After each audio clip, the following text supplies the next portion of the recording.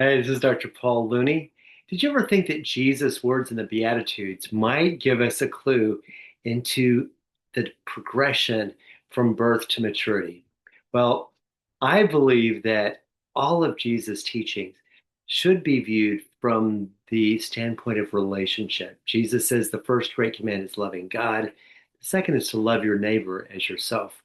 And so it makes sense to think about his teachings as they relate to loving relationships. So we're going to take a quick look at a model of development that is four stages, and we're going to compare those stages of development from a human point of view to the first four Beatitudes. The Beatitudes occur in Matthew chapter 5. So if you'd like to open up your Bible to that passage, you can read along. I'll also be referring to them through this study. I believe that the Beatitudes can be seen as um, four couplets with numbers 1 and 5 forming a couplet, 2 and 6, 3 and 7, 4 and 8. And in other videos of mine, I'll illuminate that further. But let's get started talking about what happens to allow a child to go from birth to adulthood. What are the stages and how do they show up in relationship between parent and child? And what can we learn about them from the Beatitudes? So, from the moment a child is born, they have certain tasks to accomplish if they're going to grow and flourish. The first task we call bonding or connecting. During the opening phases of a child's life, their primary task is to connect with mom, to create a secure base, if you will, from which they can launch and move toward maturity. This happens quite naturally because the child, from the moment they come out of the chute, is fully aware of their needs and fully expressive. In fact, the first thing we think of a child doing when they're born is crying. And the louder and more robust the cry, the better sign it is that the child's lungs and body are mature. They're ready to breathe the atmosphere of this earth. So from the moment they're born, for the first weeks and months, they cry a lot. What does the cry signify? Well, it could be that they're shocked by the cold, cruel world that they're coming into. It could be that they're hungry or thirsty. Maybe they're needing a diaper change or just some loving affection and attention. But that cry is their only means to communicate their needs. And so, relationship in this situation is born of need. When the baby cries and the mom responds, each time that connection is forged more deeply and more strongly. The first beatitude says, "Blessed are the poor in spirit, for theirs is the kingdom of heaven." Being poor in spirit doesn't sound like a good thing because being poor is all about being needy. And babies are a bundle of needs. That's pretty much all they are. It's just one big bundle of needs. And they regularly express them through the form of a cry. Now, a good mother responds to that need, to the poverty of the child, by taking from what she has and being generous and giving it to the child. The fifth beatitude, which we said forms a couplet with number one, is blessed are the merciful, for they will receive mercy.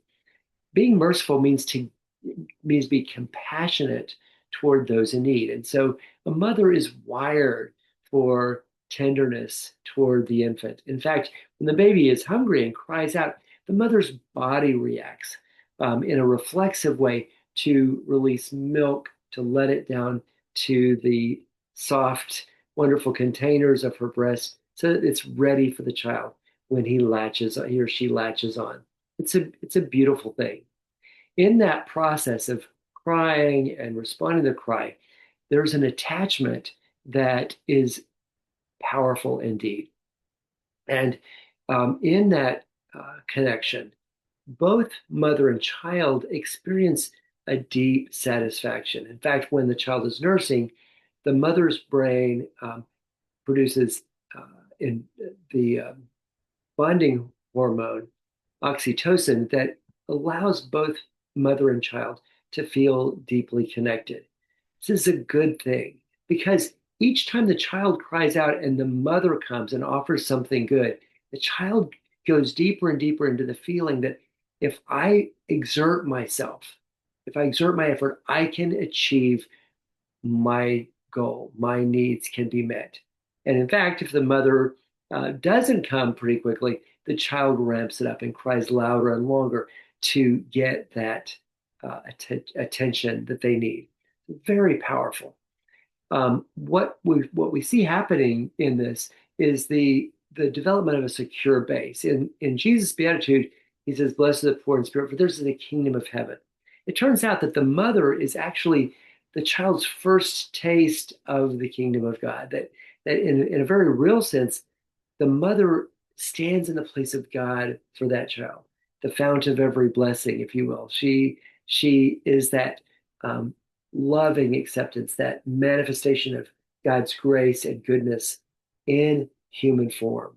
And for bonding, we need that skin on skin connection that mothers have with their children. And that secure base, as I said before, provides the launching pad for everything that follows. If the child has a good connection, they feel safe and secure and begin as they mature to venture out. They start to crawl, to reach out, to grab things, maybe to pull up, even to walk. And as they get stronger and move away from the mom and start doing things on their own, like putting a dead roach in their mouth, or in my sister's case, her son smearing poo on the walls of his bedroom, the child moves from bonding to separation, or what we're going to call releasing or individuation. Now, this happens in a sort of rugged way. The child is probably delighted at first in sort of feeling their oats and exploring and pressing out, but pretty soon they are going to be struck with limitation. If we think about the terrible twos, there's a particular word or two particular words that we hear a lot from 2 year olds, and those are the words no and mine. Well, why does the child say no at this particular time?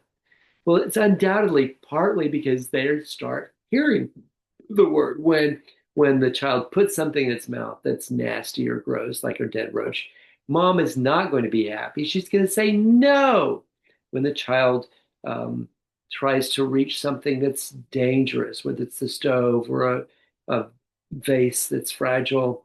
Um, they're going to hear the word no, and they're going to have the unfortunate or painful experience of coming up against a limit. Because after all, up until this point, the mother has always said yes to the child's need. And now, to his dismay and shock, the mother says no. At this point, the child learns that the world is not my oyster. I cannot have everything I want. And it is a grievous thing for a child to realize that they cannot have perfect attunement with the mom. Mom's not always there for them, and they cannot have that perfect autonomy or ability to do whatever, whenever. This is a cause for grief. And Jesus in the second beatitude says, "Blessed are those who mourn, for they will be comforted." It is imperative that a child die to their original feelings of that sense of grandiosity or entitlement that babies have. If the child is going to live well in society, they have to die to self pretty early on. Um, it's painful for both the mother and the child to have to deal with limitations, but it is so essential. I believe that part of what we have in our society today is people who have, in this time when they're learning to be assertive, have been able to say no to mom and dad, or maybe throw a fit to get what they want, or be particularly sweet or coy to manipulate what they want. But if they don't come up to those boundaries that will not move and have to relinquish the feeling that they should get what they want when they want it. Those people can grow up with a sense of entitlement and possibly even become somewhat narcissistic in putting their needs, their views, and their um, worth above others, thinking themselves better than others. So this is a very important stage of development, though not very pleasant. The result that we hope for is that the child has a sense of being separate, still having a connection with the mother, but realizing that what I want and what mom wants are not always the same. In the bonding phase, there's an open channel of emotion where the mother shows on her own face the distress of the child. But during the second phase, there needs to be an emotional gate. So no matter how anxious or upset or angry the child becomes, the mother has an emotional gate where she can stay calm in the face of the child's upset so that she doesn't react in anger.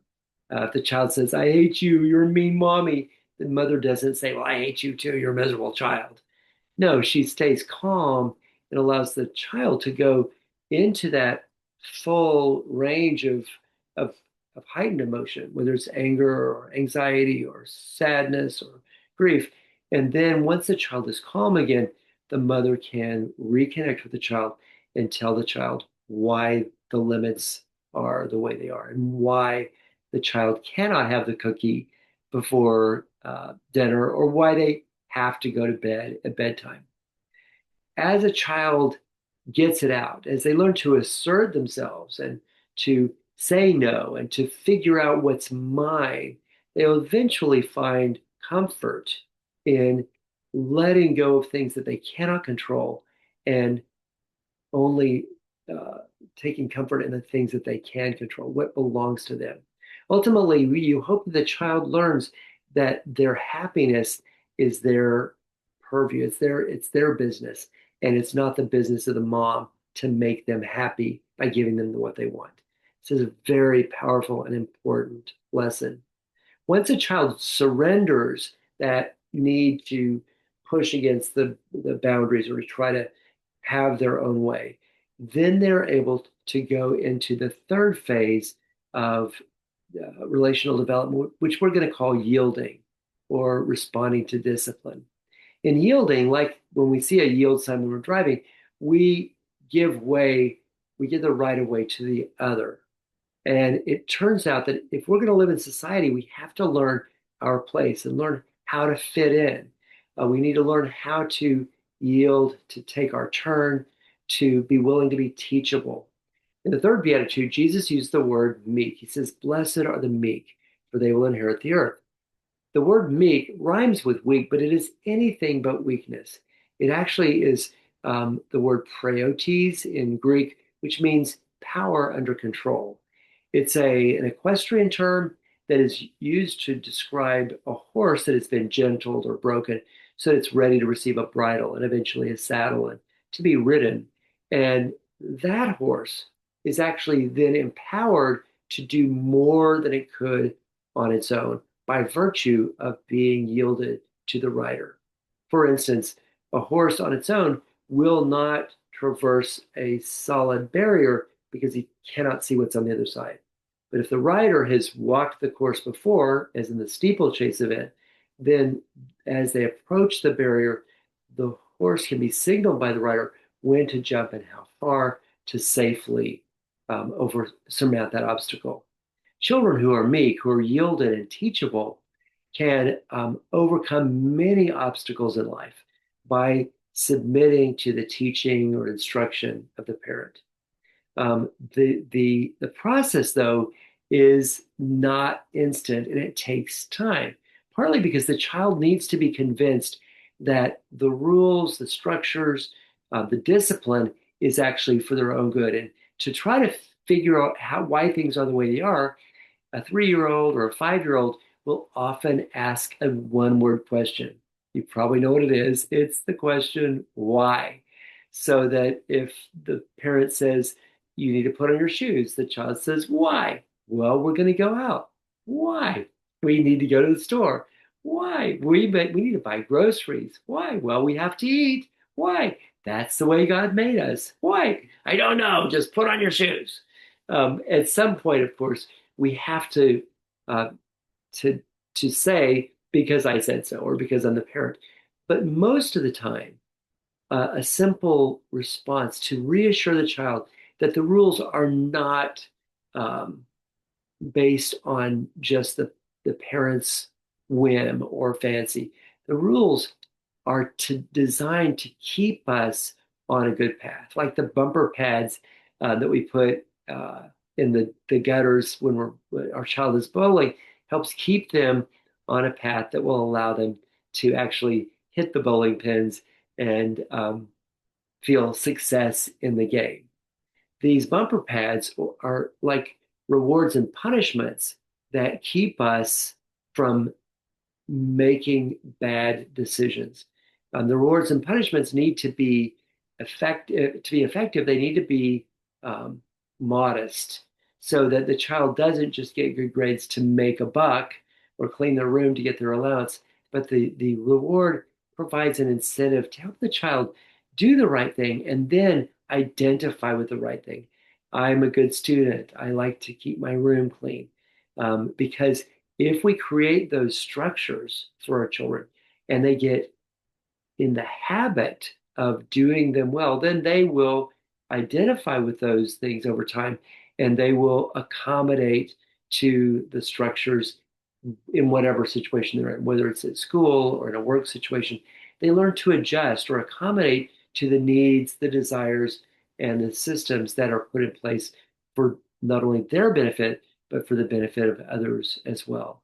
Accommodating just simply means that we adjust, like we would adjust our speed when entering the freeway. If we have the yield sign, it's our job to like hold back or to speed up to get in the flow so that we avoid a collision. And good children at this point are ready to learn new things, learning to count, to ride a bicycle, to read. It's really a delightful period of development when the child is really teachable and open to instruction and able to accommodate to the needs and wishes of others. When Jesus was a child, we're told that he grew in wisdom and stature and in favor with God and man. He was a very pleasing child. And accommodating is one of the things that we learn when we die to self-will early on. And we find an adaptive way to live in society that requires death to self, but allows us to come alive to possibilities that are impossible if we don't follow the rules. A child who's rebellious can't play in the front yard because they can't be trusted not to run in the street or run away. That child has to stay pinned up in the backyard with constant surveillance. But freedom comes as we learn to follow the rules. When we become surrendered, we actually get more freedom. As we learn to delay gratification or defer gratification by supportive habits, we can reap big rewards. The healthy parent will serve as a peacemaker for the child by helping them to prioritize their needs. They want to go play with their friends, they need to do their homework first. They want to watch TV, they need to make their bed. The, the healthy parent provides rewards and punishments to support those habits that will ultimately lead the child to a good result. The promise for this beatitude is they will inherit the earth. And so when we put ourselves in line through obedience, then through service, through meekness, then again, it opens a whole new world to us. We have access to so much more when we are trusted to stay within the bounds and to not step outside that which has been given us by others or by God. Now, this child is, again, if they're meek, they're a very pleasing child and they follow the rules. They set the table, they do all the things that we would wish for a child to do. But as a healthy parent, is that enough for us that our child becomes a rule follower, that they become pleasing to others, that they do the right things? Well, no, it's not. we don't want our children just to do the right thing because it will give them some reward or help them avoid some punishment. We want them to internalize the values that support the rules. As they begin to do that, they can move into the final stage of development, which we're going to call pursuit. This is moving beyond the law to pursue what's in our heart. In the Old Testament, God was relating to his people as small children, giving them rules, giving them rewards and punishments. But his promise was that eventually he was going to replace the law uh, written on tablets of stones by putting the law on their hearts. And this is what we want. This is a transition from the Old Testament to the New Testament. Is God is treating us under the new covenant as adults, that he is giving us his spirit within and allowing us to internalize those values, to assimilate, if you will, and to say yes to life. A healthy child that's moving toward adulthood is willing to take some risks. They want to learn to drive a car, to ask a girl out on a date, or to get a job. They're champing at the bit to move into life in a way that befits adulthood, to be like mom and dad.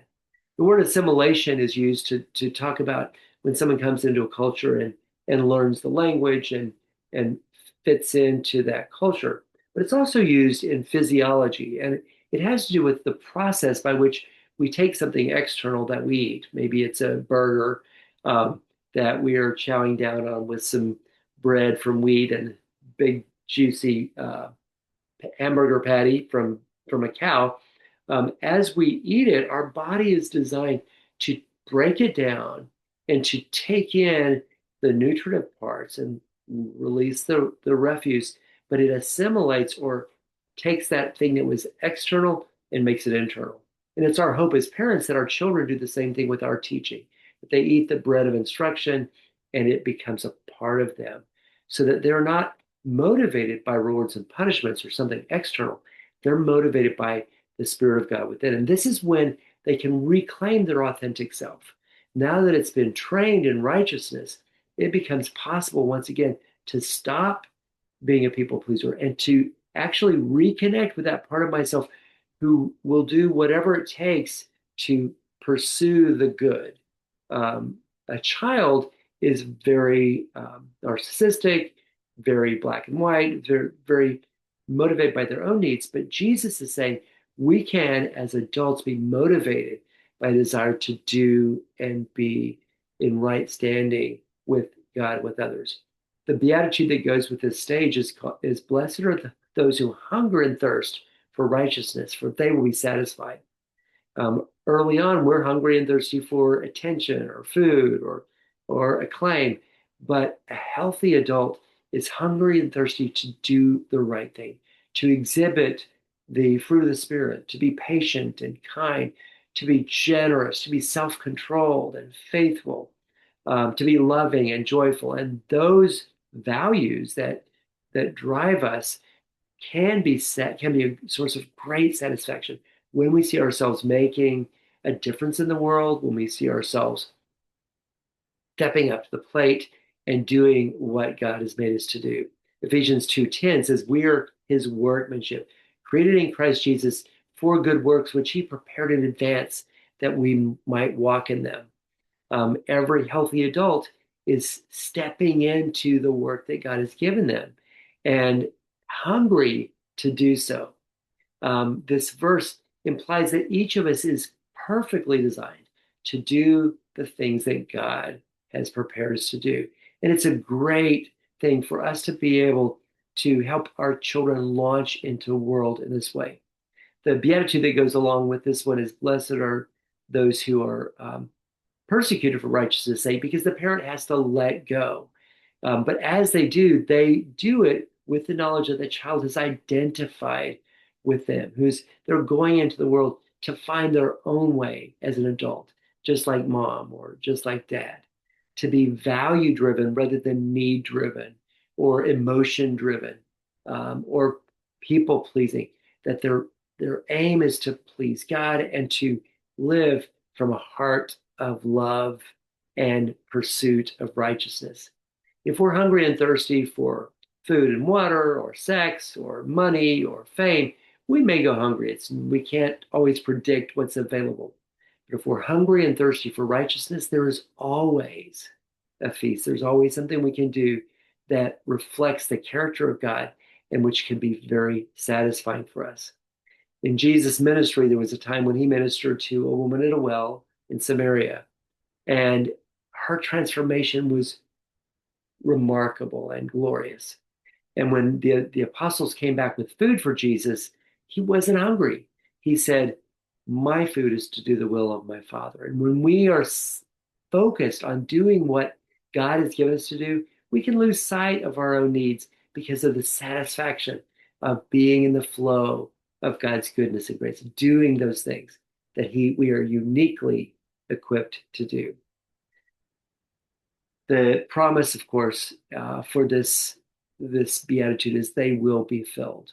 And I do believe that Jesus coming, that we might have life and have it to the full or have it abundantly, is that his promise was that he would send the Holy Spirit that could fill us up and energize us, give us comfort and counsel to step into the world in a way that is bold and beautiful. I hope this little model is helpful for you. In other videos, I'll apply it to the counseling setting, to marriage, to recovery, and other leadership things. So please stay tuned. If you like this video, give it a thumbs up. And we hope to see you again. God bless you. I love you.